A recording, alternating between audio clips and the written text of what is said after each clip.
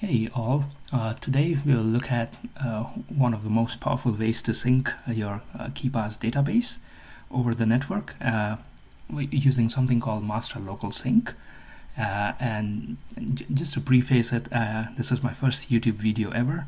I'm not a regular YouTuber, so it'll be very rough. I don't have fancy gadgets, I'm just a programmer. So this is my first stab at it, right? Right, so why do we choose KeepassXC? Well, first of all, it's an excellent password manager, but also because it completely works offline. You don't have to expose your database to the cloud, which for me is a big thing. Not because your database can be brute forced. For example, you can use things like Bitwarden, which is end-to-end encrypted, and they only hold the ciphertext and not the plain text. So there is no brute forcing the vault open, right? Assuming you got a good, decent password and all that.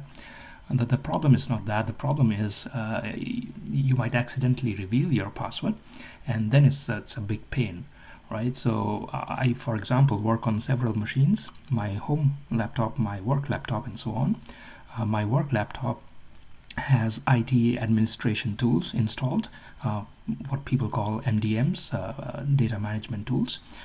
They are just spywares, right? Or they can be used as spywares.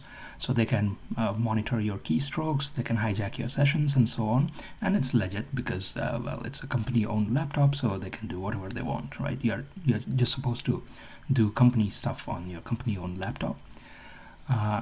So if you accidentally, for example, type your Bitwarden password, not your work Bitwarden vault, but your private personal Bitwarden vault password on that machine, now you can never be sure whether that password got exposed to the IT department. For the sake of zero trust, we will assume that the IT department is evil. Obviously, practically it won't be the case most of the time, if not all the time. But just for the sake of the experiment, we'll assume that the IT department is evil, and then they're just monitoring everything that you do on that machine. So now they have your master password. They already know that you use Bitwarden, so they just have to go to Bitwarden, enter your master password, and now your vault is exposed, right? Sure, you can protect it with key files and all that stuff, but that is additional steps that you need to take, which you don't need to take if your database was offline.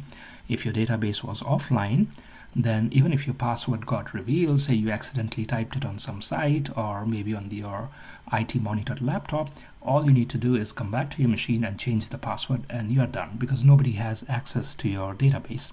Whereas if your database was hosted on cloud, and if somebody got your master password, assuming that the credentials to the cloud was also in that master database, they can actually, or something like Bitwarden, right? So they can actually go to Bitwarden site and hack into your account. So you have to come back and not only change your master password, but every password that it was kind of protecting, right? Maybe 300,000 credentials, who knows? And again, like, there may be a lot of TOTP secrets, the two-factor authentication, so you need to redo all of them. Again, there may be 20, 40, 200,000, whatever, right? So which is why I don't like the concept of putting your KeePass or any password manager database in the cloud. There are other things like Vault Warden. They unfortunately don't work offline. If you lose connectivity to the server, you cannot edit your password and all that stuff, which becomes very annoying. At least to me, I don't like that. Whereas with KeepassXC, because the database is local to you, you don't suffer from those problems. So I see no reason why you shouldn't use it. That is basically it. And what we eventually want is so running KeePass on just one machine is pretty simple, right?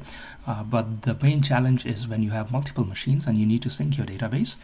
What we want to do is use some third-party sync tool, which is going to do an absolutely dumb kind of a sync. It's called a dumb sync, or I've called it a dumb sync, in which we do not manage the conflict resolution.